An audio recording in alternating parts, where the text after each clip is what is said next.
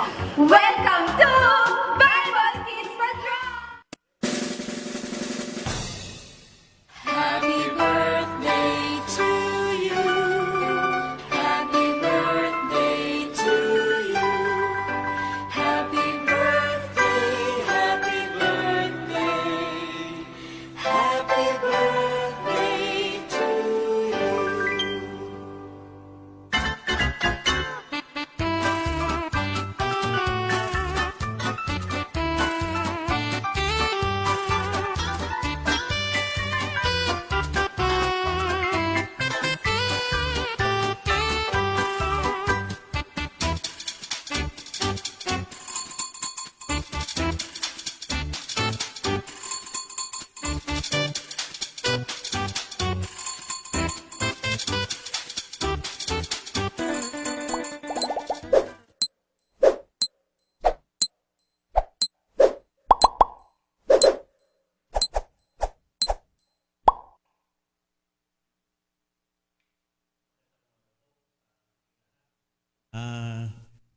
Panimulan ko po ng pagre-report po sa inyo ng ating financial ng Panginoon as of ito po yung nung October, November, and December.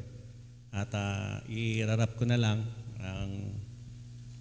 kasi nung last September ay mayroong 606,663. Pero salamat po sa Panginoon at kayo isa sa ginamit ng Panginoon at maraming mga kapatid na ginamit ng Panginoon ay sa kabila ng nakaraang taon, maraming pagsubok, maraming trials, pero salamat po sa Panginoon na nadagdagan pa.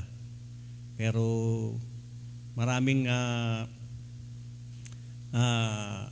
naging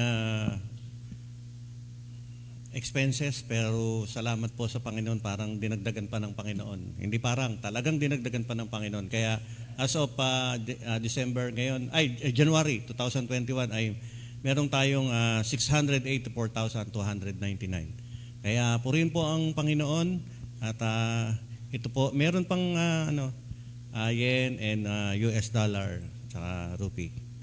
Yung euro pinalit na namin. Kaya ginamit sa pagpapagawa sa itaas at yung itaas ay sama niyo po sa mga prayer niyo, nagagamitin na rin natin ito pagka nagkaroon na ng face-to-face. Doon na yung fellowship ng playground ng mga bata at the same time pwedeng fellowship na gawin yun. Kaya purihin po ang Panginoon. Yun po ang ating hindi ko na po isa-isahin, nandito po naka-record lahat, marami. Pero ang nakita ko po doon ay yung pagpapala at biyaya ng Panginoon sa atin. Na hindi tayo pinagkulang, kundi bagkus, sabi nga ay siksik, sobra-sobra binigay ng Panginoon. Purihin ng Panginoon, ito po ang financial ng Panginoon. Okay.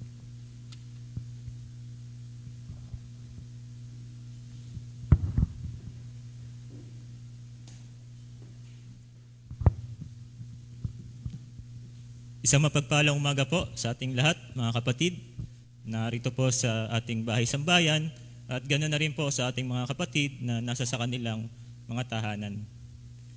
Nais ko lang din po ang gamitin ang pagkakataon upang batiin po ang lahat ng isang maligaya at masaganang bagong taon. Ako po ay nagagalak na kayo ay aking kasama at pangunahan sa ating gawain sa ngayong umaga. Sa kadahilanan po na alam naman po natin yung pinagdaanan natin ng nakalipas na taon ay hindi po talaga naging normal. Talaga pong naging kakaiba po siya. Kaya po ito po ay special sa akin dahil kahit bagamat ganun po yung ating naranasan ay nakita po natin ang pagkilos po ng Panginoon sa ating mga buhay. At alam ko po na bawat isa po sa atin ay merong pinaalam at pinatunayan ng Panginoon. Kaya po sa umaga pong ito, sa ating pong pasimula, inaanyayahan ko po ang lahat na magsitayo para po sa pagbasa sa ating tawag ng pagsamba. Samahan po ninyo akong basahin na matatagpuan po sa aklat ng Kolosas, Kapitulo 1, versikulo 15 hanggang 17. Ito po ang nasusulat. Si Kristo ang larawan ng Diyos na di nakikita. Siya ang panganay na anak at pangunahin sa lahat ng mga nilikha. Sapagkat sa pamamagitan niya ay nilikha ang lahat ng nasa langit at nasa lupa, nakikita man o hindi, pati ang mga espiritual na kapangyarihan, paghahari, pamamahala at pamumuno. Ang lahat ay nilikha ng Diyos sa pamamagitan niya at para sa Kanya. Siya ang una sa lahat at ang buong sansinukob ay nananatiling nasa kaayusan sa pamamagitan niya. Tayo po'y manalangin. Aming Amang Diyos, kami po ay taos pusong nagsusumamo at sumasamba sa inyong dakilang pangalan. Sa panibagong araw po na ipinagkaloob niyo po sa amin na kung saan kami po ay nagkatipon-tipon, sama-sama po, Panginoon. Bagamat ang iba po ay nasa kanilang tahanan, ay alam po namin na kayo po ang naunguna sa gawaing ito at sa aming pong buhay, Panginoon. Salamat din po sa panibagong taon na ipinagkaloob po ninyo. Ganun na rin po sa nakalipas po na taon na kung saan ay napatunayan po namin na kayo po ay tapat sa aming mga buhay. Ni minsan po ay hindi niyo po kami pinabayaan o iniwan. Panginoon, dalangin lang din po namin na sa bagong taon na ito, kayo po ang patuloy na gumabay sa aming mga buhay. Ganun na rin po sa buong sambayanan at sa amin din pong gobyerno, Panginoon. Dalangin po namin na kayo po ang patuloy na kumilos at magpakilala sa bawat isa sa sambayanan at ganoon na rin po sa mga empleyado po ng aming pamahalaan. Higit po sa lahat, Panginoon, ang gawain po ninyo sa umaga pong ito, sa inyo po namin ilalapit at kayo po ang patuloy na manguna at mamapurihan po sa umagang ito, Panginoon. Ihanda niyo po ang aming puso't isipan sa pakikinig ng inyong mga salita. Ganoon na rin po sa mensahero po na gagamitin ninyo sa araw na ito. Bigyan niyo po siya ng karunungan at wisdom, Panginoon, at kakayahan upang iparating po ang mensahe po na gusto niyo pong ipaabot sa bawat isa. Sa inyo po namin binabalik lahat ng papuri at pasasalamat dahil kayo lamang po ang tanging karapat-dapat at nag-iisa. Papurihan at sambahin po. Ito sa pangalan ni Jesus. Amen. Pwede na po magsiyo po ang lahat. Sama-sama po tayong magpuri sa pamamagitan ng pag-awit na pangungunahan po ng ating kapatid na Jason Del Mundo. Salamat kapatid na Jay. Isang magandang umaga pong muli. At sabi nga po niya, masaganang bagong taon. Kamusta po yung mga nakaraan natin na taon? Ito po ay di maganda dahil sa mga pandemic. Hindi po tayo nakapagsama-sama lahat. Pero salamat sa Panginoon dahil merong internet na ginagamit niya. Kaya salamat sa kanyang pag-ibig. Salamat sa kanyang pagmamahal. Kaya awitan po natin ang ating Panginoon ng buong puso. Sa pamamagitan po ng awitin po natin ang dakilang pagmamahal.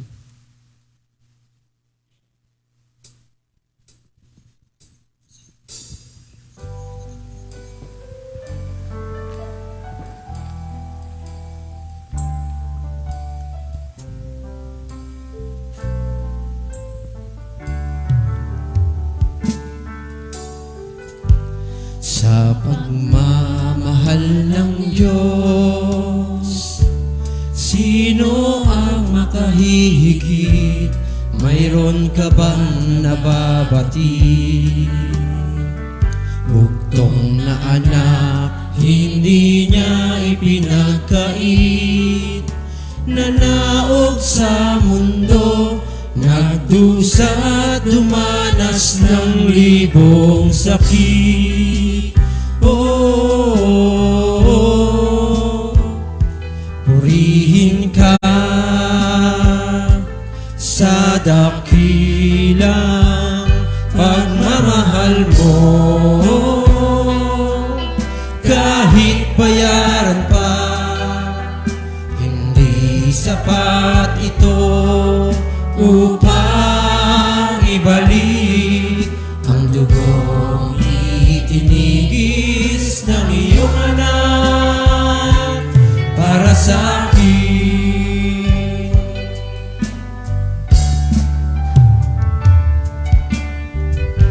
Dakilang Diyos kay buti mo, sa isang tulad kong masuwayin sa nais mo. Di man pansin, laki ng pagmamahal mo, tinanggap pa rin ako, tinatawad sa mga kasalanan ko.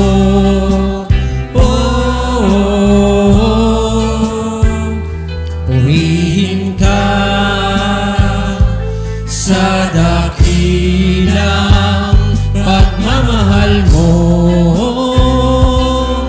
kahit bayaran pa, hindi sapat ito upang ibalik ang dugong itinigis ng iyong anak para sa akin.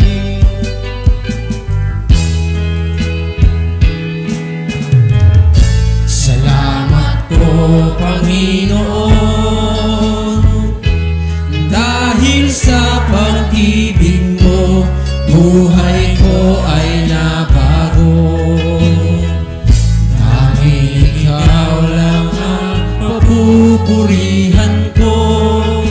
Purihin ang ngalan mo, O Ama, dakila ang pagmamahal mo.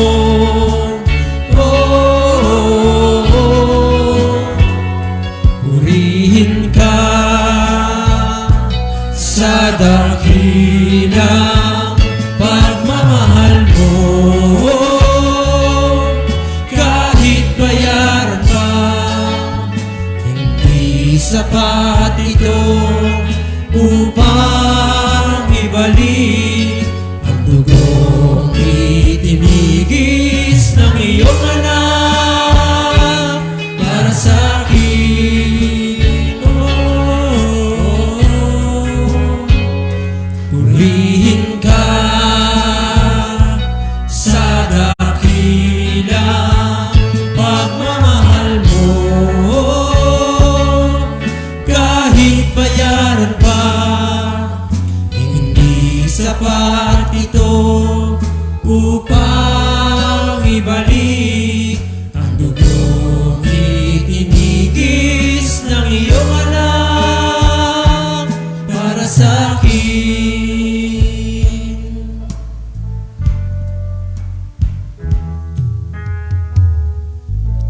Patuloy po tayong umawit. Awitin po natin ang Mighty to Save.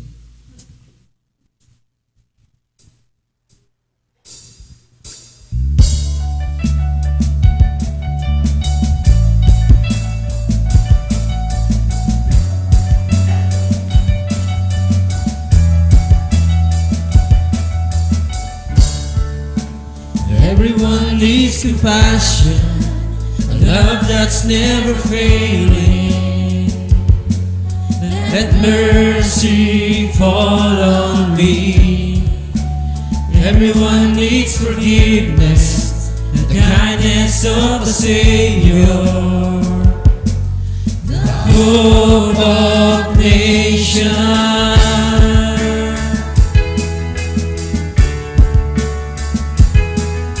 Savior, He can move the mountains. My God is mighty to save. He is mighty to save. Forever, author of salvation. He rose and conquered the grave. Jesus conquered the grave.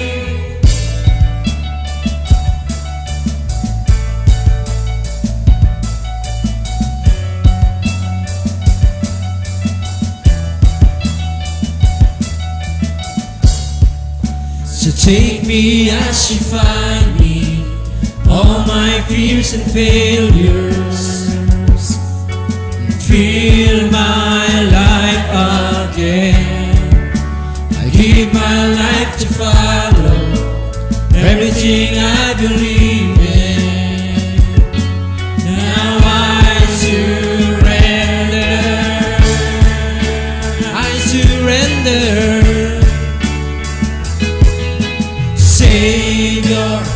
He can move the mountains.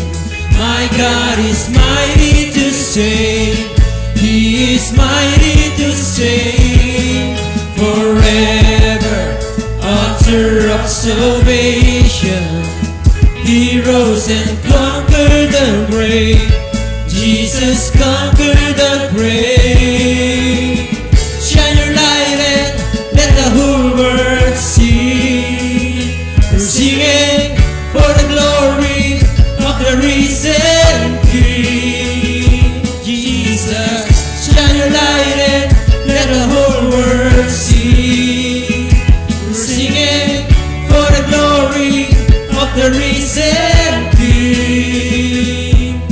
Savior, He can move the mountain. My God is mighty to save. He is mighty to save. Forever, author of salvation. He rose and conquered the grave. Jesus conquered the grave. Savior, He can move the mountains. My God is mighty to save. He is mighty to save. Forever, author of salvation. He rose and conquered the grave. Jesus conquered the grave.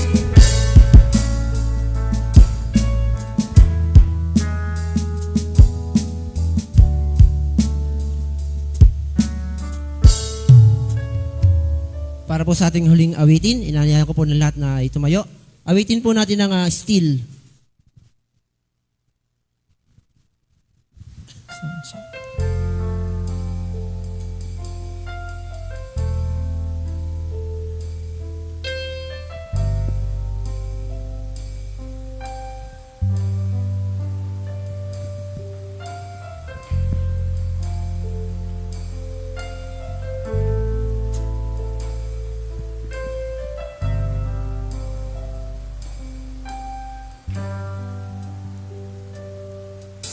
Sing. Hide me now under your wings. Cover me within your mighty hands. When the oceans rise and thunders roar, I will soar with you above the storm. Father, you are king over the flood. I will be still, know you are God. Rest my soul in Christ alone. Know His power in quietness and trust. When the oceans rise and thunders roar, I will soar with you above the storm. Father, you are king over the flood, and I will be still, know you are God. When the oceans rise and thunders roar, I will soar with you above the storm. Father, you are king over the flood, and I will be still, know you are God. I will be still, know know you are God. I will be still, know you are God. Manatili po tayong nakatayo. Binabalik po na sa ating tagapanguna.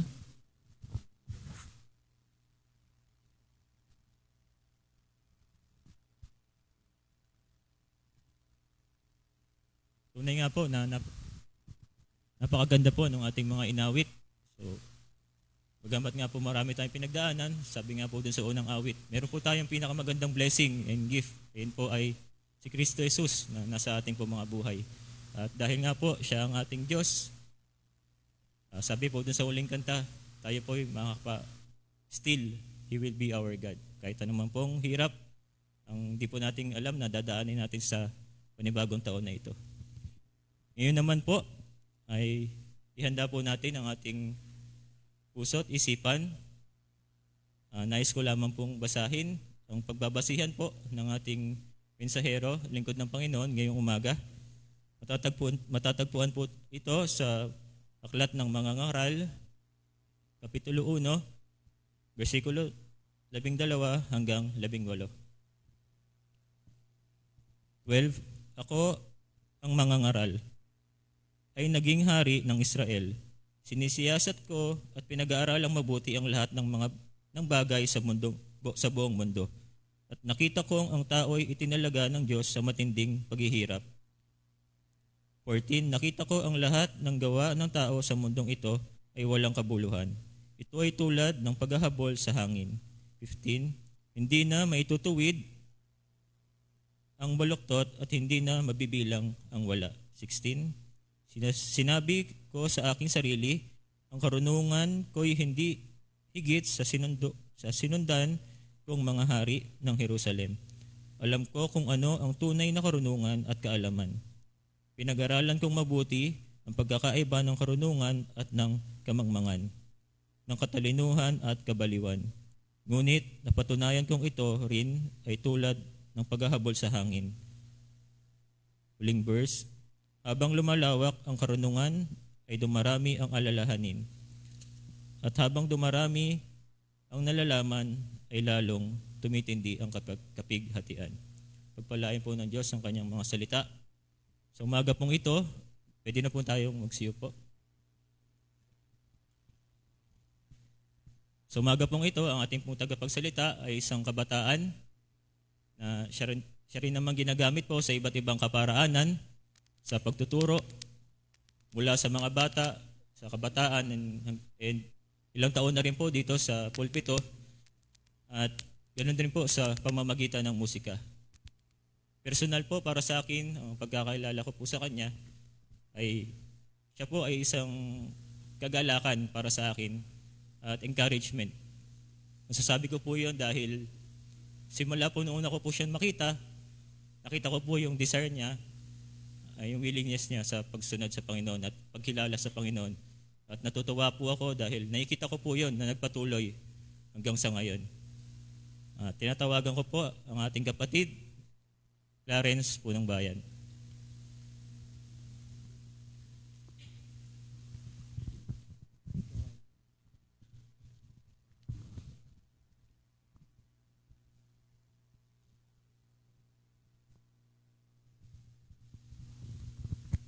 Hello. Salamat Kuya Jay. Sa konting background lang po, si Kuya Jay po ang isa sa mga ginamit ng Panginoon para ako po ay makakilala. Kumbaga, sila Kuya Jay, si Kuya Jay, si Kuya Emon, ang nag-share sa akin ng tungkol sa mabuting balita ng Panginoon. Isang magandang umaga po sa ating lahat. Parang hindi tayo maganda. Parang hindi maganda yung umaga natin. Good morning po. Ayan. So, pasensya na po kayo, no? Teacher po ako kapag malata yung estudyante ko. Inuulit ko ulit. Okay, ngayon po ay unang linggo po natin ng taon po na 2021. Happy New Year po sa bawat isa. Happy New Year. Merry Christmas, Happy New Year. Ayan, at sa umaga pong ito ay ang ating pong pag-aaralan ay may kinalaman po sa wisdom and vanity. Dalawang salita po na nangangahulugan, wisdom, ibig sabihin sa Tagalog ay karunungan. At ang karunungan po ay iba sa kaalaman or knowledge. Although pareha sila na gumagamit ng isip, pero ang karunungan po ay isang kakayahan na ma-discern or malaman ang katotohanan. Samantalang ang kaalaman naman, ito yung mga natutunan natin sa pagbabasa natin, or yung mga knowledge natin.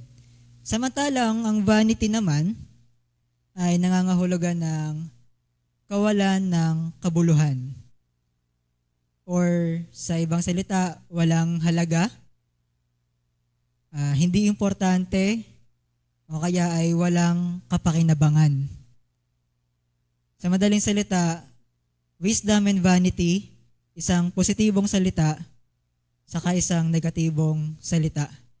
At ito po ay makikita po natin kanina dun sa binasa po ng ating kapatid sa aklat po ng Mangangaral o Ecclesiastes chapter 1, verse 12 to 18. So, konting background po. Ang sumulat po ng aklat ng Mangangaral ay sa ngayon po ay hindi pa rin po nila napagdedesisyonan talaga or meron pa rin malalim na pag-aaral sa kung sino ba talaga ang totoong sumulat or may akda ng aklat ng Mangangaral. Pero sa search ko po sa ibang mga scholar, yung mga kilala nating mga scholar ng Biblia, sa kanila, ang stand nila, base sa mga talata na makikita rin dito sa aklat ng Ecclesiastes, masasabi natin na si Haring Solomon ang may akda ng aklat ng Ecclesiastes or ng Mangangaral. Sabi niya dyan sa chapter 2 verse 4 to 9, gumawa ako ng mga dakilang bagay, nagpagawa ako ng mga bagay at nagtanim ng mga ubas. Nagpagawa ako ng mga taniman at pinataniman ko ito ng sari-saring puno na namumunga. Nagpagawa ako ng mga imbakan ng tubig para patubigan ang mga pananim. Bumili ako ng mga lalaki at babaeng alipin. At may mga alipin din ako na ipinanganak sa aking bahay. At ako ay may pinakamaraming kawan ng hayop sa lahat ng naging mamamayan ng Jerusalem. Nakaipon ako ng napakaraming ginto, pilak at iba pang mga kayamanang galing sa mga hari at mga lugar na aking nasasakupan. Marami akong mga awit, lalaki man o babae, at marami rin akong asawa. Ang kaligayahan ng isang lalaki. Verse 9, ako ang pinakamayaman at pinakamarunong na taong nabuhay sa buong Jerusalem. So, dito po pinapakita na lalo dun sa last verse, yung katangian ng sumulat nung aklat na Mangangaral. So, alam naman po natin kung sino ba yung pinaka marunong na tao na nabuhay sa atin, sa mundo. No? Walang iba kung hindi ito ay si Haring Solomon. At bukod sa pinakamarunong siya, siya rin yung pinakamayaman na nabuhay. So, before po tayo magpatuloy, nais ko po muli na tayo po ay manalangin. Samahan niyo po ako sa pananalangin. Sa aming Diyos amang banal, at makapangyarihan sa lahat, muli po ang inyong lingkod ay lumalapit po sa inyo. Dalangin po namin, Panginoon, ng mga mensahe po ninyo sa amin na mahahayag sa umagang ito ay maging pagpapala po sa bawat sa amin sa taon na ito ng 2021. At ganoon din naman, ang tagapagsalita po ninyo ay itago po ninyo sa inyong likuran at kayo po ang makita. Muli, sa inyo po ang kapurihan at pasalamat sa pangalan po ng aming Panginoong Hesus. Amen. Okay, so, bibigyan na po natin ng emphasis na sa part na to, pwede nating masabi na si Haring Solomon or King Solomon ang may akda ng Ecclesiastes or Mangangaral.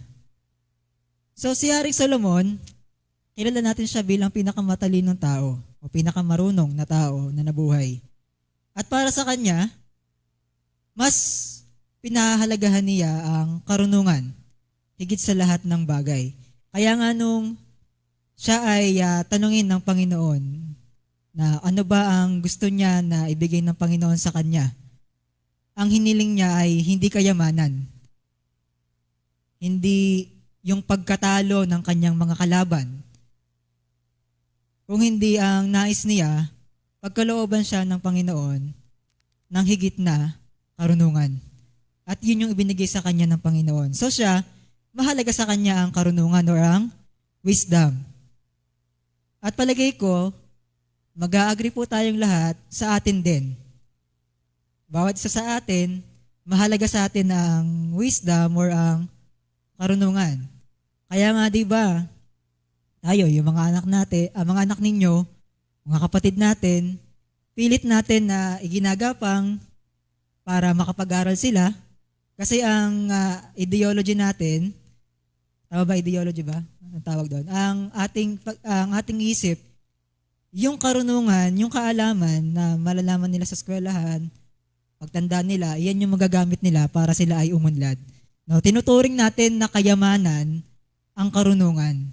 Pundasyon yan para tayo ay magkaroon ng successful na kinabukasan. So, hindi naman ibig sabihin na porket hindi nakapag-aral ay walang magandang kinabukasan. Pero kumbaga, kapag nakapag-aral ka, mas matatag na agad yung foundation mo para sa kinabukasan mo. Kaya nga, pinipilit natin na makatapos talaga sa pag-aaral yung mga anak natin, mga kapatid natin. At hindi lang yon. Pagkatapos makapag-aral ng college, minsan nag-aasam pa sila ng mas mataas. Nag-aasam pa sila ng higher degree bukod sa baccalaureate degree. Nag-aasam pa sila ng master's degree. And then pag natapos nila yung 4 years or kung ilang years or ilang units ng master's degree, aasamin naman nila, susunod dyan is yung doctorate. Magdo-doktor naman sila. Kasi nga, ang karunungan, ang kaalaman, ito ay hindi natatapos. Tayo, mas gusto natin na unti-unti nadadagdagan yung ating kaalaman. Ganon tayo magpahalaga sa karunungan. Ganon tayo magpahalaga sa kaalaman. At sa atin, bilang mga tao, nangangahulugan nito na importante sa atin, mahalaga sa atin ang karunungan. Mahalaga sa atin ang wisdom. Pero sa case po ng mga ngaral, ng aklat ng mga ngaral, paano niya dinescribe o nakita ang karunungan na taglay ng tao? Sa atin mahalaga. Pero sa aklat ng mga ngaral, yung sumulat mismo ng aklat na ito, paano niya nakita ang karunungan ng tao? Sabi niya, pinakilala muna niya yung sarili niya sa verse 12. Sabi niya sa verse 12, ako na isang mangangaral ay naging hari ng Israel. So, pag sinabi po nating mangangaral sa ibang salita, ito po ay preacher. No, sa ibang salin, ginamit din yung salitang teacher. O sa original na salin ay kohelet, na ito po ay isang Hebrew word na transliteration ng salitang Ecclesiastes sa Latin. So, yung kohelet, ibig sabihin, kohelet means mangangaral, it means preacher, it means teacher. So, siya pinakilala niya yung sarili niya, hindi bilang isang hari lang, kung hindi, pinakilala niya yung sarili niya na sumulat nito bilang isang mangangaral. At sa mga sumusunod na mga talata, sa verse 13 at 15, pinakita niya ang karunungan at ang gawain ng tao sa mundo. Sa verse 16 to 18, ipinakita naman niya ang karunungan at ang kalungkutan. So yung mga yan, yung karunungan ng tao, connected dito sa ating mga pag-aaralan. Paano nakita ng mga ngaral ang karunungan? Tingnan po natin sa verse 13 to 15. Muli ko pong babasahin. Sabi rito, sa aking karunungan, pinag-aralan kong mabuti ang lahat ng nangyayari dito sa mundo. At nakita kong napakahirap ng gawaing ibinigay ng Diyos sa mga tao. Nakita kong walang kabuluhan ang lahat ng ginagawa ng tao rito sa mundo. Para kang humahabol sa hangin. ang baluktot ay hindi mo maitutuwid at ang wala ay hindi mo maibibilang. Ang binasa ko pong salin ay sa ang salita ng Diyos.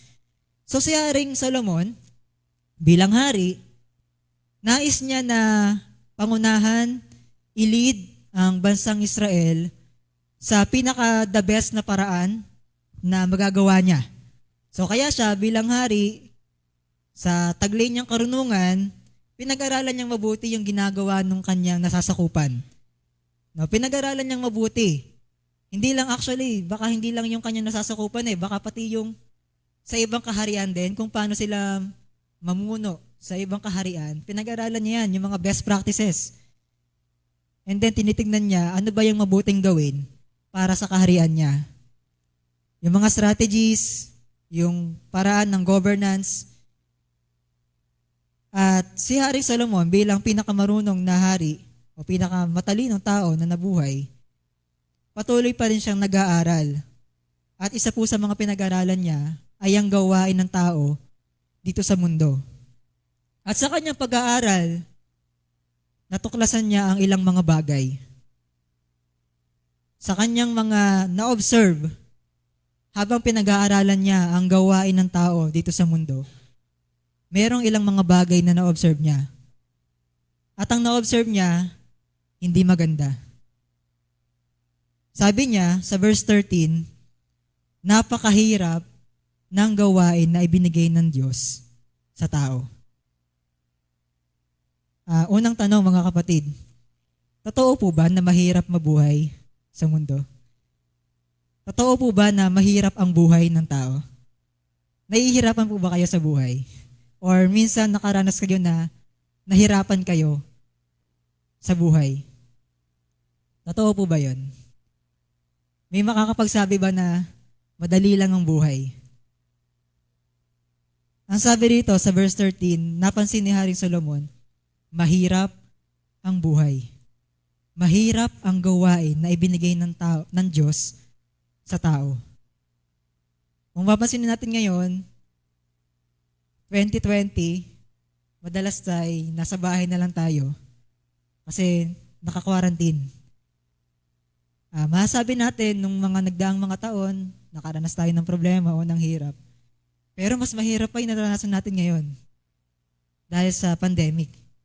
So it proves lang na ang buhay talaga o ang pamumuhay ng tao ay may kahirapan. Hindi siya madali. Sino po rito yung may trabaho o may negosyo? Taas ang kamay? Iwagayway. Yung mga may trabaho, yung mga may negosyo. Ayan. Madali po bang magtrabaho? Madali po bang magnegosyo?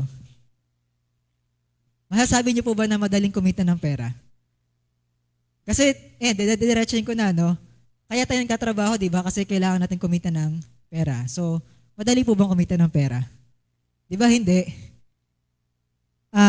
Kahit yung mga nakikita natin sa Facebook or sa mga advertisement, di ba may yan, pagka nag-scroll ka sa internet, minsan may lumalabas na, gusto mo bang kumita ng madaling paraan sa bahay lang? Di ba may mga ganon, yung mga ganong advertisement? Minsan scam yun O minsan ba o madalas? Minsan scam yun. Pero kung halimbawa, sabihin natin totoo siya na may ganon talagang paraan, hindi talaga siya madali. May proseso doon. Hindi siya agad-agad, sumali ka doon, kinabukasan milyonaryo ka na. Totoo, di ba? Kasi kung totoong madali lang kumita ng pera, kung totoo lang madali ang buhay, sana lahat tayo mayaman na. Sana lahat tayo maraming pera. Pero ang totoo niyan, nagtrabaho ka ng maghapon, pero ang kinita mo, ang sweldo mo, ay ganito lang. Minimum, o kung nasa mataas na posisyon ka, tumaas ng konti yung sweldo mo. But still, at the end of the month, at the end of the half of the month, 15 at 30, katapusan, di ba? Sabi nga nila, merong pesya de peligro. Kasi kulang pa rin. Ginawa mo na yung trabaho mo, pero yung kinita mo, pakiramdam mo, kulang pa rin siya. Hindi pa rin siya sumapat. Kasi nga, mahirap. Mahirap ang buhay sa mundo. Hindi lang sa paraan ng pagkita ng pera. kung hindi sa iba pang mga aspeto. Kailan ba tayo nagsimulang i-required na magtrabaho? Kailan ba nagsimula na ang tao ay kailangan maghirap para mabuhay? O meron bang panahon na hindi naman kailangan magtrabaho ng tao para mabuhay siya? Kumbaga, kain na lang siya ng kain. Meron bang ganong panahon? Meron. Sa Genesis chapter 3, verse 17 to 19. Tingnan po natin yung aklat ng Genesis chapter 3, verse 17 to 19. Ito yung panahon kung saan ang tao o mga ninuno natin na si Eva at si Adan ay pinaalis ng Hardin ng Eden, at ano ang naging parusa sa kanila ng Panginoon dahil sa kanilang nagawang pagkakamali. Sabi sa verse 17, so doon na po tayo sa sinabi ng Panginoon sa lalaki. Sinabi rin niya sa lalaki sa verse 17, dahil naniwala ka sa asawa mo at kumain ka ng bunga ng punong kahoy na pinagbabawal ko sa inyo, susumpain ko ang lupa. Kaya buong buhay mo ay magpapakahirap ka ng husto para makakain. Tutubo sa lupa ang mga damo at halaman, may tinik. Ang kakainin mo'y manggagaling sa mga pananim sa bukid. Kinakailangang magpakahirap ka ng husto para makakain, hanggang sa bumalik ka sa lupa na iyong pinagmulan. Dahil sa lupa ka nagmula, sa lupa ka rin babalik. So dito, sa binasa natin, very clear, ang kahirapan, o yung hirap sa pagtatrabaho, yung hirap para mabuhay, ito pala ay sumpa ng Panginoon sa atin, sa tao. Actually, hindi na lang sa lalaki, di ba? Kasi kahit babae ngayon, nagtatrabaho na rin. Pero sa atin, na mga nagtatrabaho, kumikita ng pera, ang Diyos mismo ang nagbigay ng description, mahirap. Mahihirapan kayo. Mahihirapan tayo. Kaya nga, walang madaling trabaho. Masaya lang siguro tayo at iyon yung nakakatulong para mas gumaan pa yung trabaho natin. Pero sa bandang huli, mahirap ang magtrabaho. Mahirap ang binigay na paraan ng Diyos, na gawain ng Diyos para tayo ay magpatuloy sa buhay. At iyon yung nakita ni Haring Solomon. Mahirap ang gawain na binigay ng Diyos sa tao.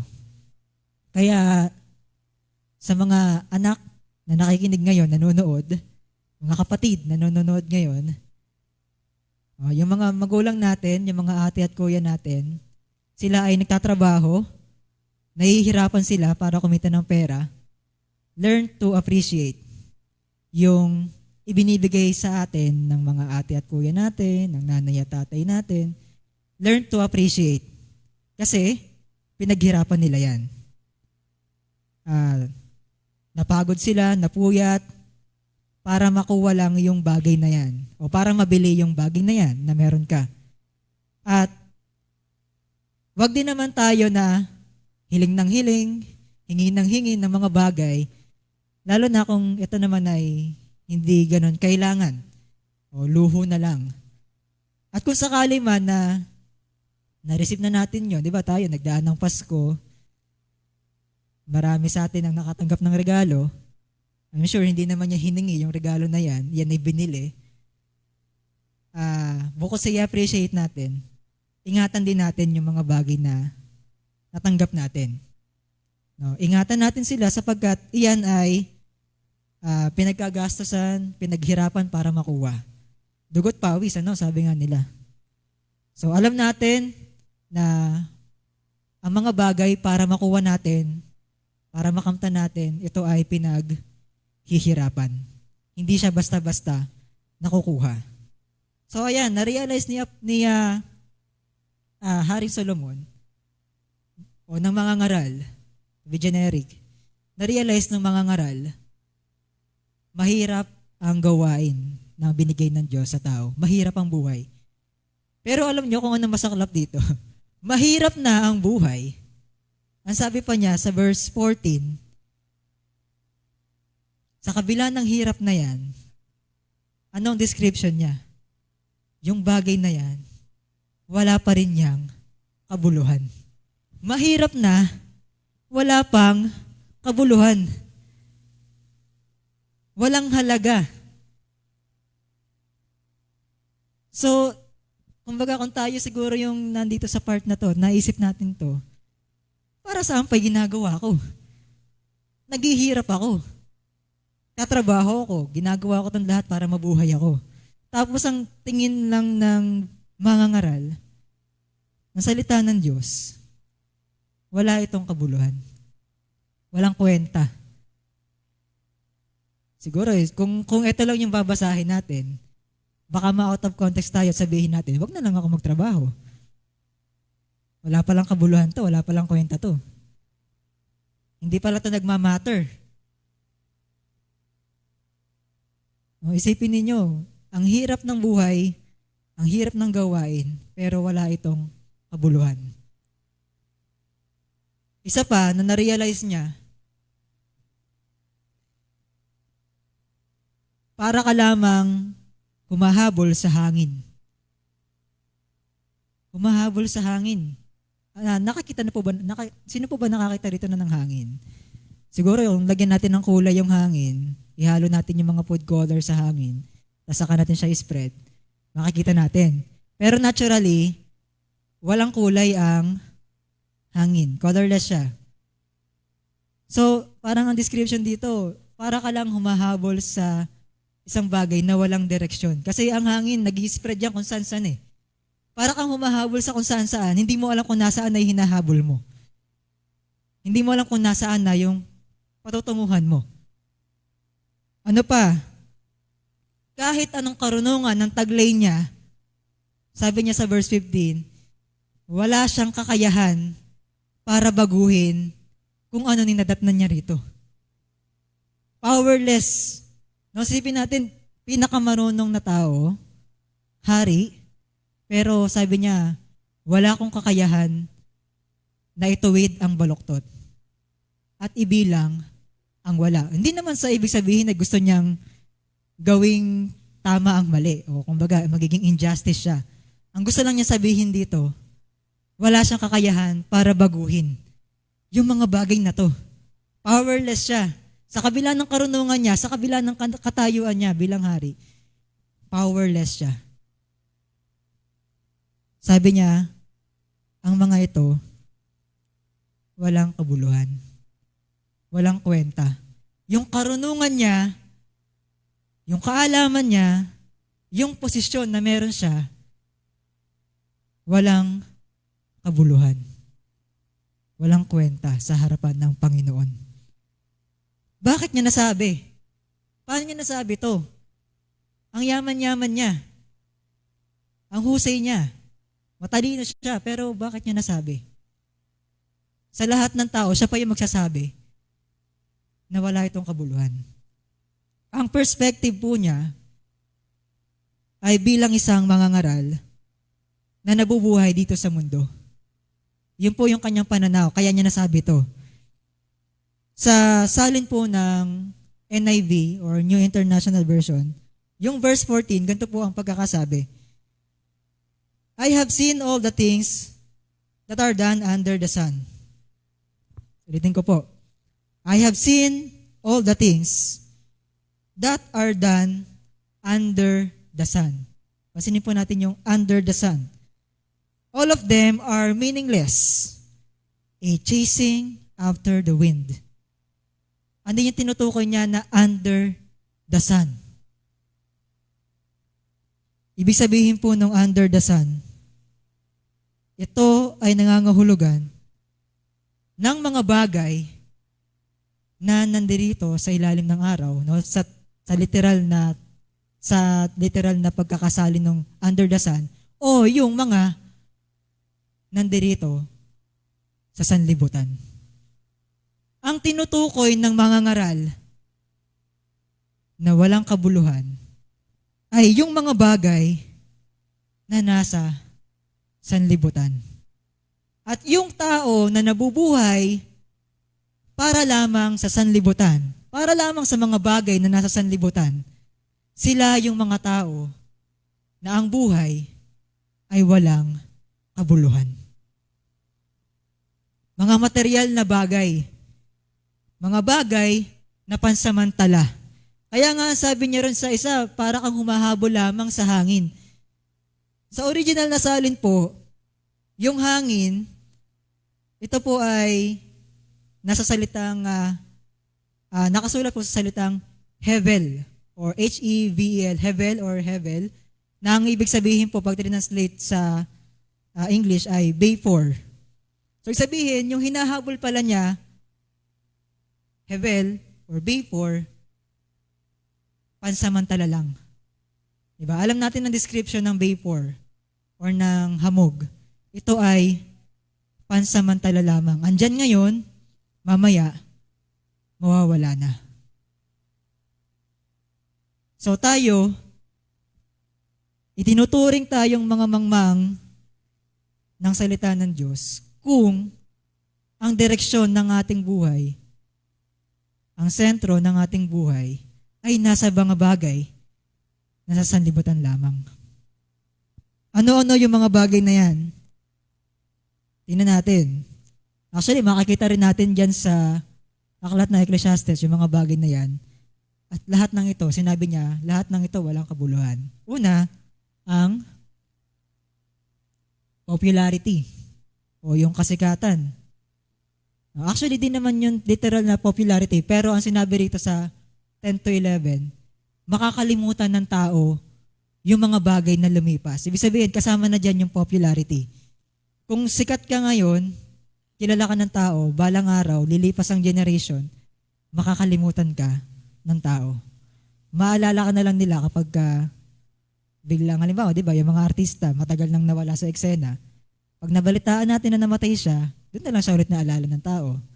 Pero nung panahon na hindi na siya sikat, hindi siya naaalala ng tao. Popularity. Ano pa? Pleasure. O yung ating pagnanasa. Sabi diyan, walang kabuluhan. Ano pa? Wisdom. No? Yung ating pinaka-topic, yung karunungan. And then, successful career. So, kung tayo ay nasa posisyon na ngayon ng magandang trabaho, and then nagpupursu pa tayo ng mas mataas na position. Halimbawa sa akin, teacher ako, gusto ko mag-principal, gusto ko maging supervisor, maging superintendent, maging DepEd secretary, walang problema. Mas mataas, mangarap ka na lang, mataas na. No? Anyway, hindi ko naman pangarap yun. Secretary Briones. Hindi, successful career, di ba? Sabi niya, kung marating mo man yung pinakamataas na bahagi or na part ng career mo, sabi niya, walang kabuluhan yan. Ano pa? Long life. Nangangarap tayo ng mahabang buhay, pero ang tingin ng mga ngaral, ang mahabang buhay, ito ay walang kabuluhan. Ano pa? Yan, money, pera, walang kabuluhan. So, di ko na po i-discuss lahat ng, i-elaborate ng isa-isa yan. Kasi po, sa darating na mga linggo ay i-discuss naman po yan ng ating mga susunod pang tagapagsalita. Sa madaling salita lang po, yung mga, meron pa palang isa, yung good works. Yan, mabuting gawa. Yung mga bagay na yan, ito ay nasa sanlibutan. Ang sabi ng mga ngaral, makamtan mo yan lahat ng bagay na yan. Nagkaroon ka ng kayamanan, nagkaroon ka ng wisdom, ng mahabang buhay. Sikat ka, kilala ka, naabot mo yung pinakamataas na posisyon na gusto mong marating. Mabuting tao ka, pero hindi si Kristo, hindi ang Panginoon ang sentro ng buhay mo. Sabi diyan, walang kabuluhan ang buhay. Walang kwenta. Napakasimple po ng mensahe sa atin sa umagang ito at sa taon na ito. Kung tayo po ay naiisip natin yung taon natin ng 2020, ano ba ang naging buhay ko? Ano ba ang naging sentro ng buhay ko ng 2020? Ang buhay ko ba ay inilaan ko sa Panginoon? O ito ba ay inilaan ko lang sa mga bagay na nasa sanlibutan? Diyan natin makikita kung nagkaroon ba ng kabuluhan yung buhay natin. Yung taon natin ng 2020. Kahit ba sabihin natin may pandemic at nasa bahay lang tayo, hindi ito excuse para sabihin natin na, nasa bahay lang ako, paano ako makakapaglingkod sa Panginoon? O paano magiging sentro ng buhay ko ang Panginoon, nasa bahay lang ako? Hindi siya excuse. Nung nagdaang 2020, mga kapatid, sino ang naging sentro ng buhay mo? Masasabi mo ba na naging makabuluhan ang 2020 natin? At ngayong 2021, mga kapatid, ano dapat ang maging mithiin natin? Ano dapat ang maging naisin natin? Sana naisin natin ngayong 2021, ang buhay natin, ang oras natin, ay hindi sa mga bagay na nasa sanlibutan lang. So huwag niyo pong ma-misinterpret to na hindi na ako magtatrabaho, hindi na ako magnenegosyo, hindi na ako gagawa ng ibang bagay. Ang nais dito sabihin ng mga ngaral, ginagawa mo yung mga bagay na yan, nag-aaral ka, nagtatrabaho ka, pero sana wag mong kalimutan ang Panginoon sa buhay mo. Sana wag mong kalimutan na sa bawat ginagawa mo, nag-aaral ka, nagtatrabaho ka, may negosyo ka, nag-aalaga ka ng iyong mga anak, sana wag mong kalimutan na sa lahat ng ginagawa mo, ginagawa natin, dapat si Kristo, ang Panginoon, ang sentro ng buhay natin. Hindi ang sanlibutan lamang. Sabi diyan, dapat hindi tayo life under the sun lamang. Next slide na po. Ano ba yung next slide? Yun. Sabi dapat, ang buhay natin, hindi lamang life under the sun. O yung meaningless na life. Kung hindi, dapat ang buhay natin, it should be a life under the sun. Ang anak. Sino yung anak? Ang Panginoong Jesus. Palitan natin yung sun, yung life under the sun, o yung araw ng sun, or tama ba yung pronunciation ko? Sun, or anak. However, paano niya man siya i-pronounce? Basta mahalaga yung son o yung anak. We should be living our lives under the sun. Sa anak, ang sentro ng buhay natin nasa Panginoon. Ngayon, sa mga nanonood, sa mga kapatid, sa mga nandirito, kung sakali man po na hindi pa natin nakikilala ang ating tagapagligtas, ang ating Panginoong Hesus, sabi ng Biblia, ngayon mismo ang araw ng kaligtasan. Kilalanin mo ang ating Panginoon bilang tagapagligtas ng ating buhay. Siya na siyang namatay para bayaran ang ating mga kasalanan at siya na muling nabuhay para patunayan na nagapi na niya ang kamatayan. Siya na muling babalik sa takdang panahon upang isama ang mga mananampalataya sa sangkalangitan. Siya dapat ang maging sentro ng ating buhay ngayong 2021. Sa ganitong paraan, magkakaroon ng kabuluhan ng ating buhay. So huwag niyong isipin na nagtatrabaho kayo, nag-aaral kayo, ginagawa niyo yung mga bagay na nandirito sa mundo, wala nang kabuluhan yan. Kung hindi, para magkaroon ng kabuluhan ng buhay natin, dapat ang Panginoon ang nasa sentro. Ikalawa, ang karunungan at ang kalungkutan. So kanina nabanggit natin na ang karunungan, ayon sa mga ngaral, ito ay walang kabuluhan, walang kwenta kung ang iyong buhay ay nasa sanlibutan lamang nakatuon. Ngayon, habang ito ay pinagbubulay-bulayan ng mga ngaral o ng sumulat ditong Ecclesiastes, marami pang mga bagay ang na-realize niya. Sabi niya, nang dahil sa kalungkutan o dahil sa mga natuklasan niya sa mga bagay sa mundong ito, maging mga pagpapagal niya o paghihirap ay walang kabuluhan. Sabi niya, nagdudulot ito sa kanya ng kalungkutan, emptiness or sadness. Sabi pa niya sa verse 17, pinag-aralan niya o pinag-aralan ko ang pinagkaiba ng karunungan at ng kamangmangan. Siguro, dahil sa frustration niya, kasi na-realize niya, siya na yung pinakamakapangyarihan tao that time, no, bilang hari. And then siya na yung pinakamarunong na tao that time. Napaprostrate siya, bakit yung bagay na to, wala pa rin kabuluhan sa Panginoon. So ginawa niya ngayon, kinompare niya yung karunungan niya sa alam niyang kabaliktaran ng kanyang taglay, which is yung kamangmangan.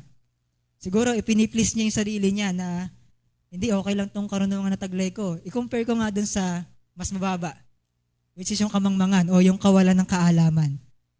Diba? Parang ganyan, diba? Pagka napoprostrate tayo, minsan hindi tayo satisfied. Gusto natin i-compare yung iba natin, yung sarili natin sa iba na mas mababa. Para ma-please tayo na okay lang yung katayuan mo. Pero anong napansin niya? Mas lalo pa siyang nalungkot. Mas lalo pa siyang nakaranas ng kalungkutan.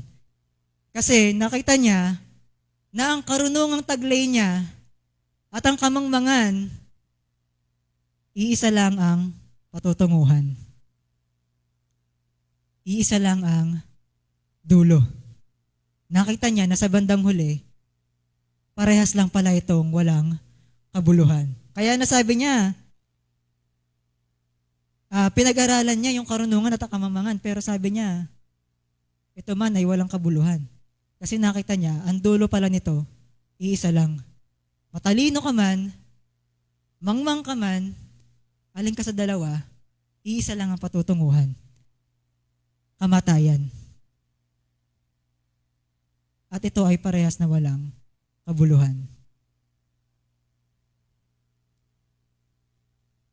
So habang nadadagdagan yung kanyang kaalaman, actually, kung pag-aaralan natin tong hanggang sa chapter 12 ng Ecclesiastes, 30 times or more, mababasa natin yung salitang vanity, kawalan ng kabuluhan, or meaningless.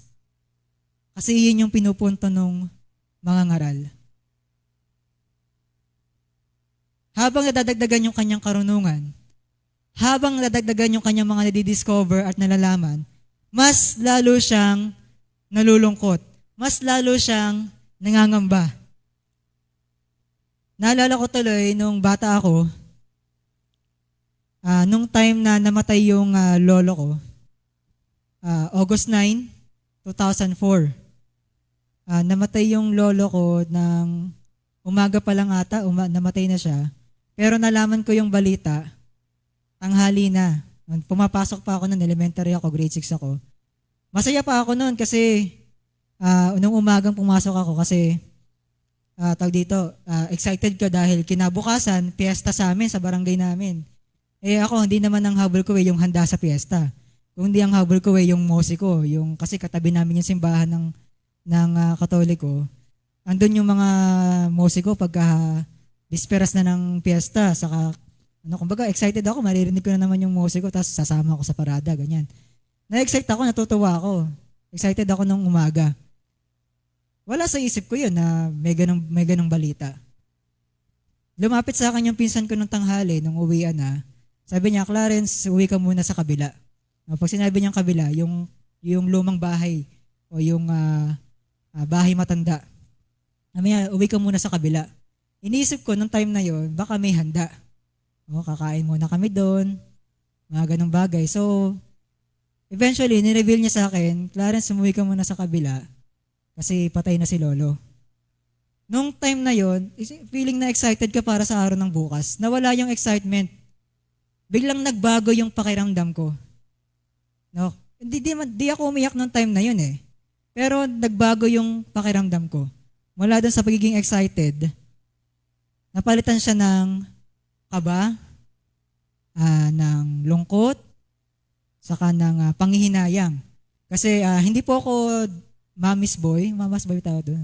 Hindi ako mama's boy, hindi ako daddy's boy. Ako po ay lolo's boy. Aminado ako niyan, lolo's boy ako. Makalolo ako. Kaya yung lolo ko na yun, actually siya yung naging inspiration ko bakit ako nagigitara. Kasi magaling siya maggitara eh. Oh, hindi si Katambo. Ano ba? Siya yung naging inspiration ko kung bakit, yan, pinag-aralan ko talaga na mag-gitara ako kasi gusto kong sundan yung yapak niya. Ang alam niyang style pa ng gitara no, kundi man. No, tapos sumasama ko sa kanya magtinda ng balot tuwing hating gabi. Ay, hating gabi nga ba? Hindi pala hating gabi. Gabi lang pala. No? Kasi nahabol kami ng aso sa daan. Yan. Lolo's boy ako. Kaya nalungkot talaga ako ng time na yon. So, isipin niyo yun, nung una, nung hindi ko pa siya alam, ang saya-saya ko. Excited ako para sa araw ng bukas. Pero nung may nalaman akong isang malungkot na balita, nagbago bigla suddenly Nagbago bigla yung aking pakiramdam. Iyon yung gustong sabihin dito ng mga ngaral eh. Nung una, parang wala lang sa kanya yung buhay. Masaya siya kasi mayaman siya. Masaya siya kasi marunong siyang tao. Nasa kanya halos lahat ng bagay. Pero nung unti-unti nare-realize niya, yung mga bagay pala na taglay-taglay niya, wala pala tong kabuluhan. Unti-unti nalulungkot siya. Nalalaman niya, nadidiscover niya, lahat pala ng bagay na akala niya ay ikasasaya niya, ito pala ay walang kabuluhan sa harapan ng Panginoon. Kaya ang sabi niya dito, habang nalalaman ko o habang nadadagdagan ng aking karunungan, ibig sabihin yung mga nadidiscover niya tungkol sa buhay niya, sa kaharian niya, sa buhay ng tao, mas lalo siyang nalulungkot. Kasi mas lalo niyang nakikita na ang buhay ng tao ay walang kabuluhan kung ito ay wala sa piling ng Panginoon. Kung hindi si Kristo, kung hindi ang Panginoon ang sentro ng buhay niya. Kahit tayo man, di ba, yung mga anak natin, mga kapatid natin, di ba, pag pumasok sa paaralan yan, ang feeling natin safe sila kasi nasa paaralan. Wala tayong pangamba. Pero pag nabalitaan natin na hindi pala siya pumasok ng paaralan, nag-cutting classes, may nagbalita sa'yo na teacher, sabi, sir, yung anak mo, ma'am, yung anak niyo po, nag-cutting classes, hindi pumasok. Ang pangamba mo ngayon, nasa kaya yung anak ko? Saan siya nagpunta? Di ba, magkakaroon ka ngayon ng agam-agam, baka na paano yung anak mo, bakit di nakapasok? Baka na-aksidente sa daan, o kaya naman ay pumunta kung saan, tapos biglang wala nang balita kung nasa na siya, baka naman ganun nangyari.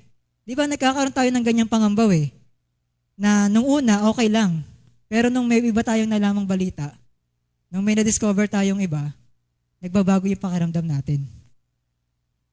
At sa atin, nung may nag-share sa atin ng salita ng Diyos, nung una, ng mga panahon na hindi pa natin kilala si Kristo, ang buhay natin, di ba, halos normal lang ang paggawa ng kasalanan. Masaya, di ba? Parang masaya ka sa paggawa ng kasalanan. Enjoy. Nag-enjoy tayo sa paggawa ng kasalanan. Pero nung na-share sa'yo ang mabuting balita, na-discover mo, lahat pala ng ini-enjoy mo na pagsisinungaling, paglalasing, lahat ng kasalanan na na-realize mo nung time na may nag-share sa'yo, bigla kang nalungkot kasi naisip mo, nasayang yung buhay mo. Naisip mo, yung buhay mo pala, akala mo okay to sa Panginoon. Pero yung pala, tagilid ka pala. Ikaw pala ay walang kwenta sa Panginoon kasi yung buhay mo ay puro nasa sanlibutan, sa kasalanan. So siguro yung iba, sabihin nila na nalungkot sila. Yung iba pa nga, naiyak eh. Naiyak ako nung time na may nag-share sa akin. Kasi na-realize ko kung gaano ako kasama. Na-realize ko kung gaano ako karumi sa harap ng Panginoon. Kung gaano ako kawalang kabuluhan sa harapan ng Panginoon. So, yung eventually biglang nagbago yung pakiramdam mo sa buhay. Ganon yung na-discover ng mga ngaral dito. Na unti-unti nalalaman niya yung kanyang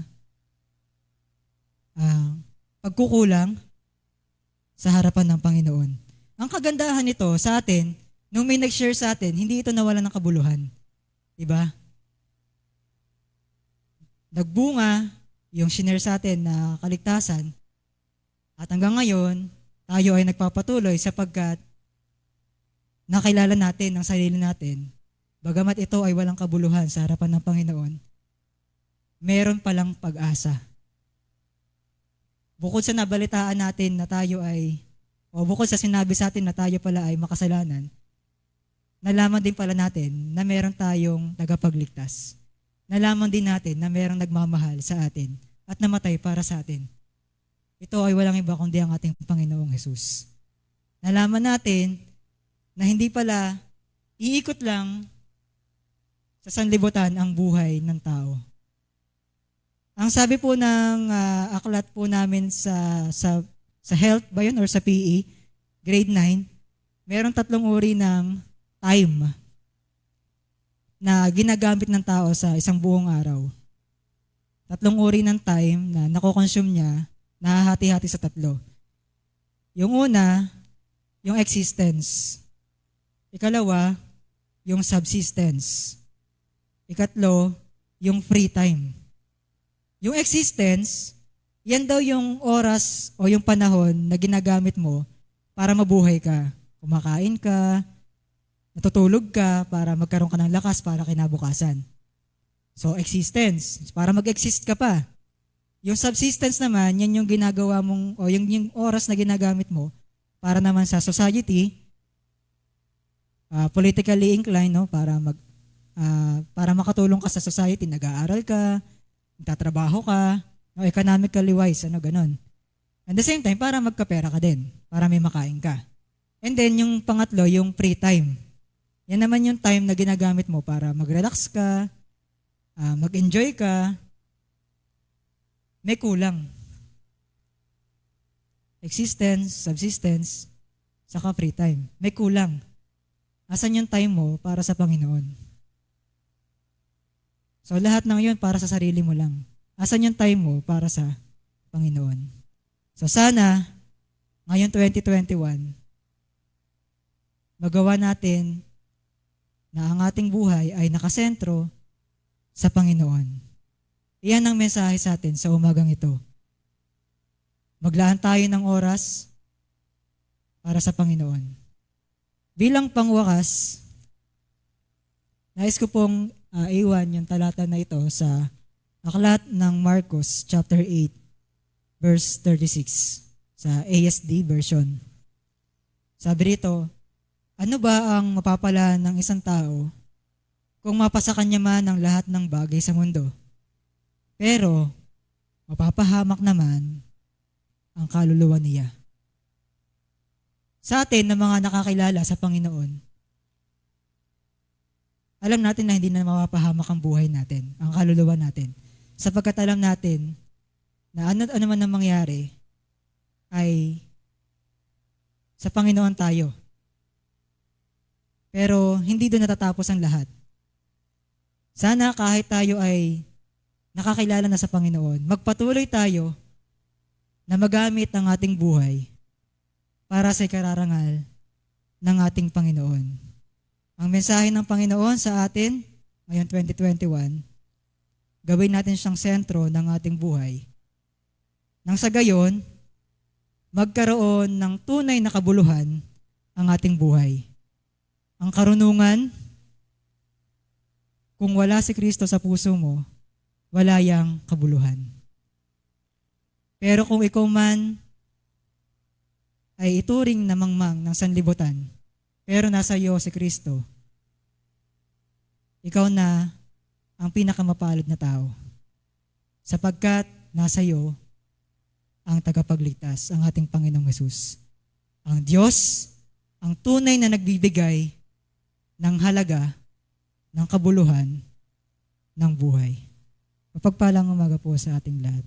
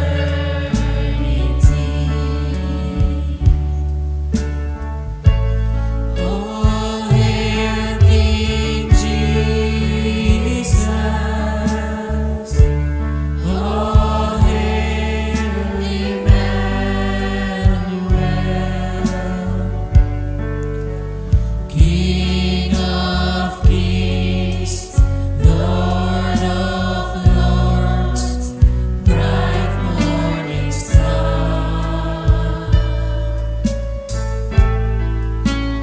And through all eternity, I'll sing your praises.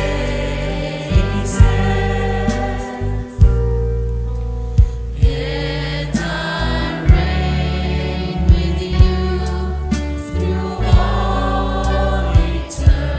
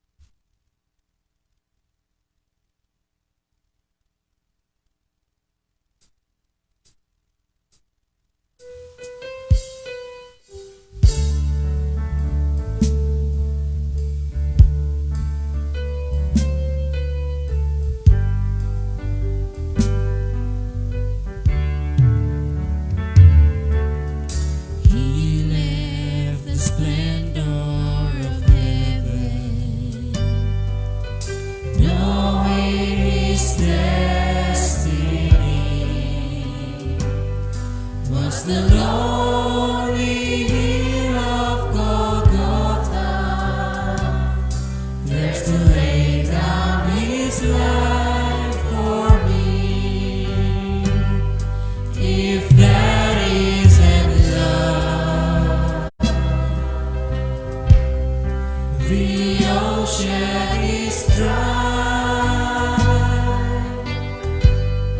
There's no star in the sky, and the sparrow can fly. If that isn't love, then heaven's a me. There's no feeling like this. If that isn't love, even in death he remembered the thief hanging by his side. He spoke with love and compassion. Then he took him to paradise. If that isn't love, the ocean is dry. There's no star in the sky, and the sparrow can fly. If that isn't love, then heaven's a me. There's no feeling like this. If that isn't love.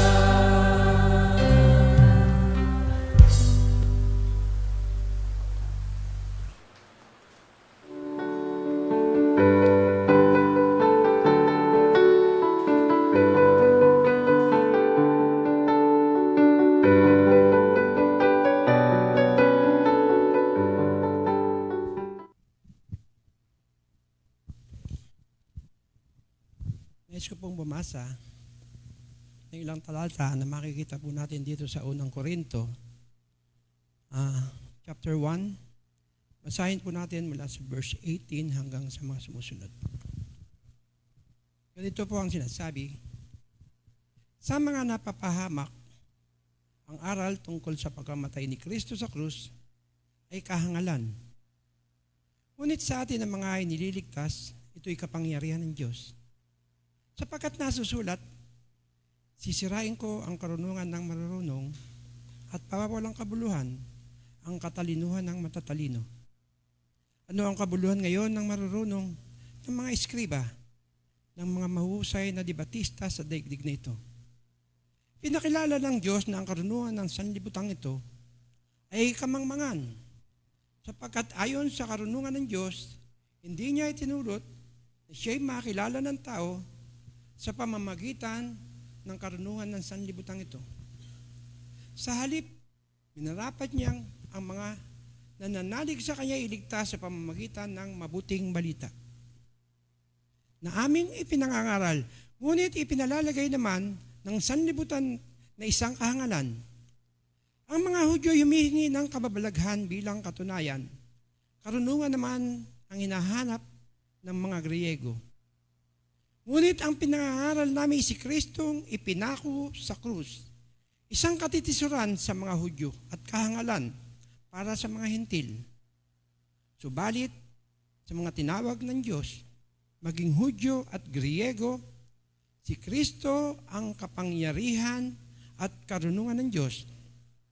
Sapagkat ang inaakala nilang kahangalan ng Diyos ay karunungang higit kaysa lahat ng karunungan ng tao.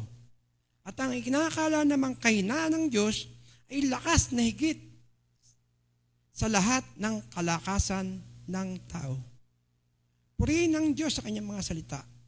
Salamat po. At tayo po ay sandaling yumuko at tayo po ay manalangin. Aming Ama, patuloy po kaming nagpapasalamat sa inyo, O God.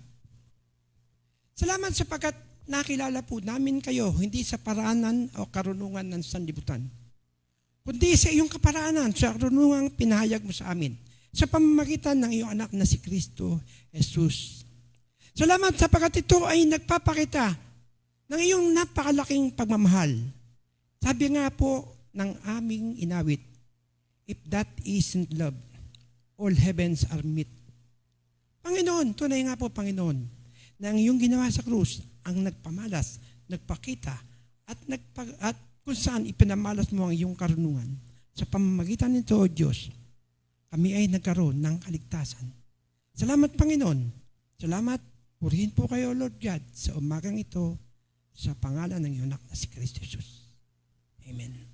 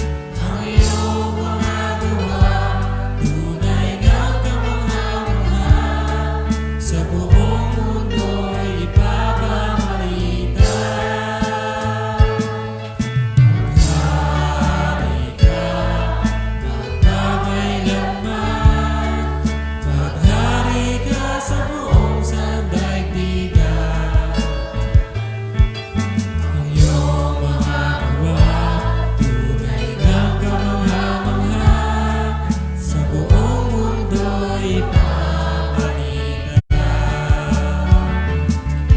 Magbubuni ako hanggang wakas dahil sa iyong pagliligtas. Ang iyong mga gawa tunay ngang kamangha-mangha, sa buong mundo'y ipapakita. Ako'y aawit ng may kagalakan, sapagkat nakita ka, Panginoon. Ngayon aawit, papuri sa'yo, makapangyarihang Panginoon. Makapangyarihang Panginoon.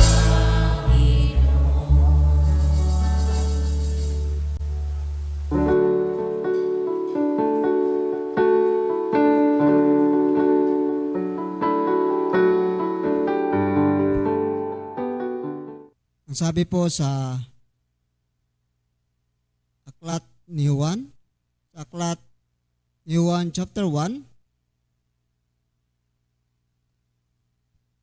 verse 1 to 3, o 1 to 5 hanggang verse 14, ganito po ang sinasabi. Nang pasimula, naroon na ang tinatawag na salita. Ang salita ay kasama ng Diyos at ang salita ay Diyos. Sa simula pa ay kasama na siya ng Diyos. Nilikha ang lahat ng bagay sa pamagitan niya at walang anumang nalikha nang hindi sa pamagitan niya. Ang salita ang pinagmulan ng buhay at ang buhay na ito'y ilaw, dahil ito ang nagbibigay liwanag sa mga tao. Ang ilaw na ito'y nagliliwanag sa kadiliman at hindi ito nadaig ng kadiliman. Verse 14, nagkatawang tao ang salita at namuhay na kasama natin. Nakita namin ang kadakilaan niya bilang kaisa-isang anak ng Ama. Puspos siya ng biyaya at bawang katotohanan ang mga sinasabi niya. Ang Diyos po ang magpala ng kanyang mga salita.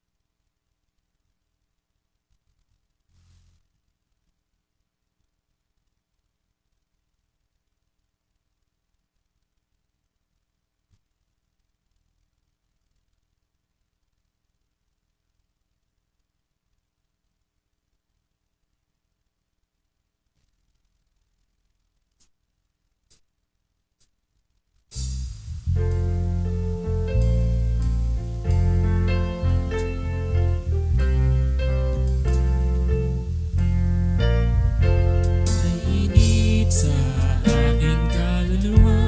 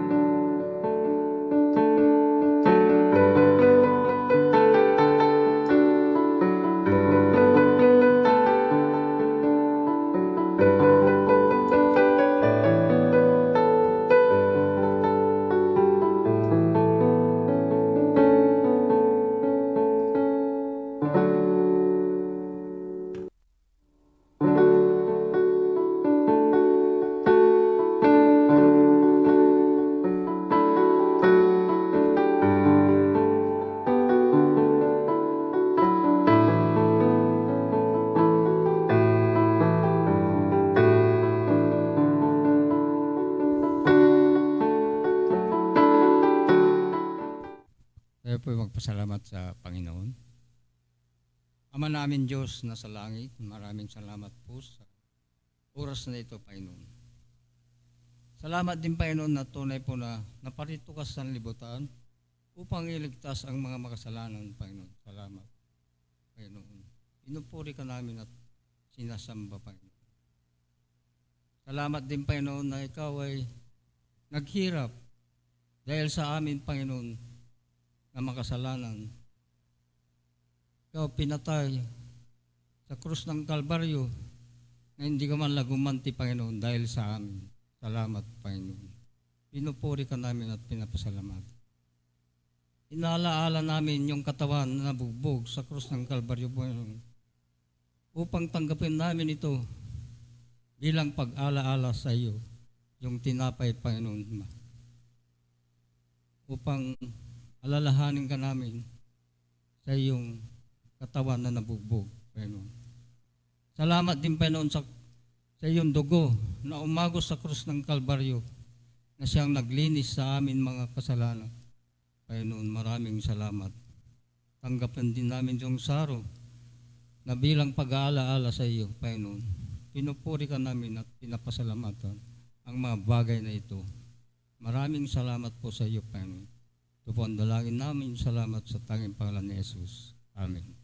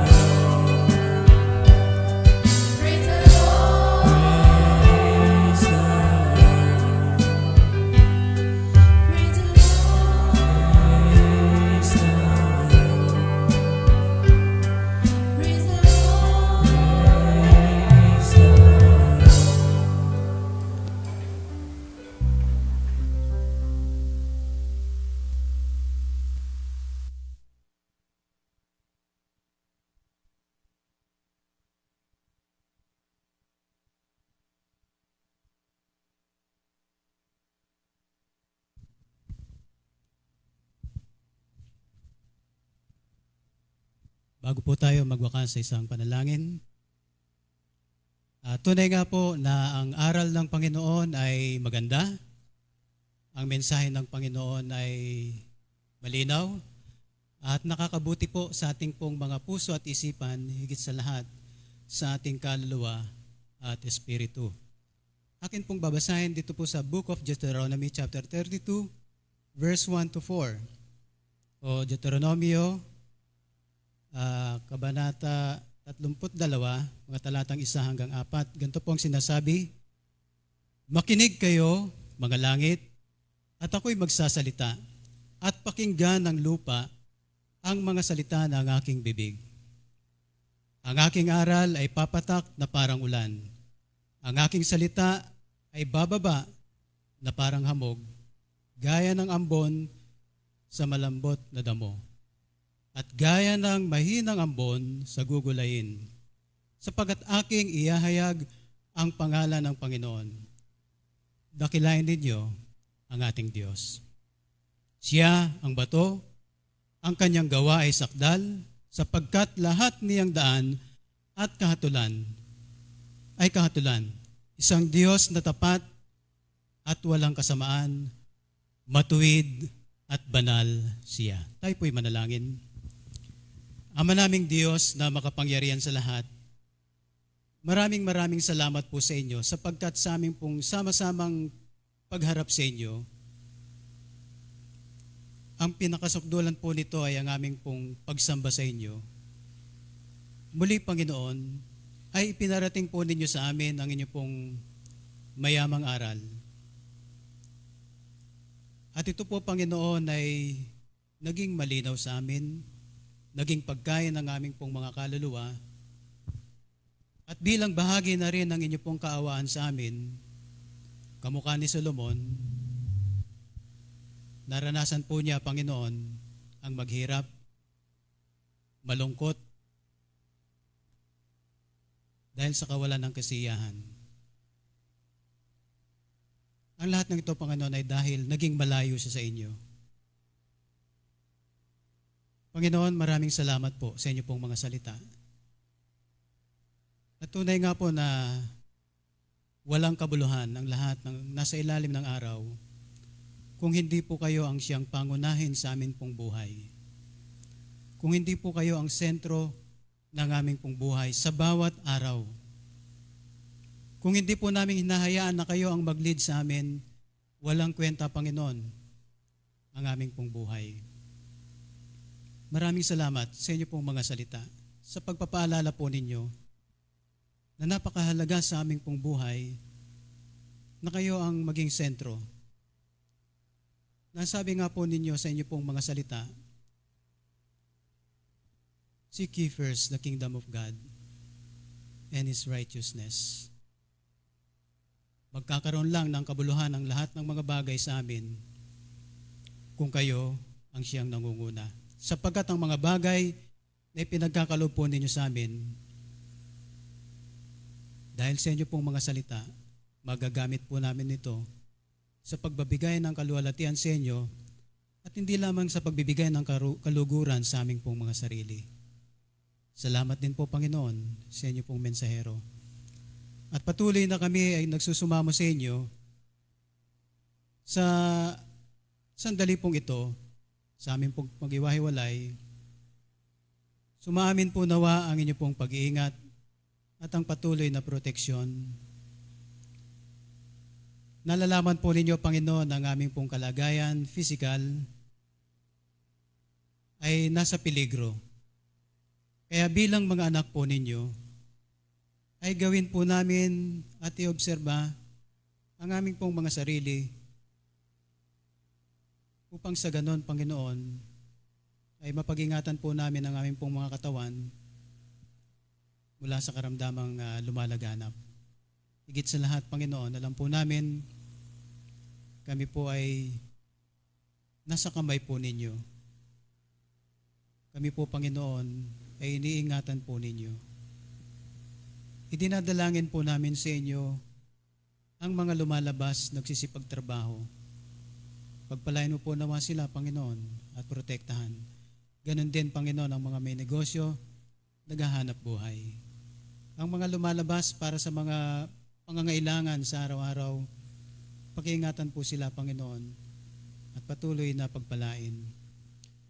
Dito man po sa aming pong bansa at sa ibang bansa na mga kapatid po namin na nakatunghay ngayon. Maraming salamat po, Panginoon, sa inyo sapagkat maasahan po namin ang mga pangako po ninyo na kailanman ay hindi po ninyo kami iiwan at hindi po ninyo kami pababayaan. Salamat, Panginoon, sa mga pangako po ninyong ito. Patuloy na idinadalangin po namin sa inyo ang mga gawain po ninyo sa lugaring ito ng tuktukan. Bagamat merong mga restriction, merong mga limitasyon, alam po namin sa ibang kaparaanan ay may papaabot ang pagpapalakas ng mga kapatid at pag-aakay ng mga kaluluwa papalapit sa iyo. Gamitin po nawa ninyo at magpagamit ang bawat isa. Pakiingatan po ninyo kami sa aming pong pansamantalang paghiwa-hiwalay sa umagang ito, ang mga magsisipagbiyahe, maging safe, Panginoon, ang mga pagbibiyahe, maging ang kasama sa daan, ay kapwa maging maingat.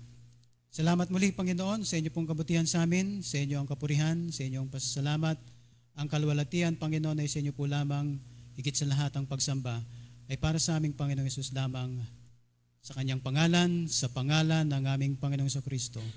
Amen.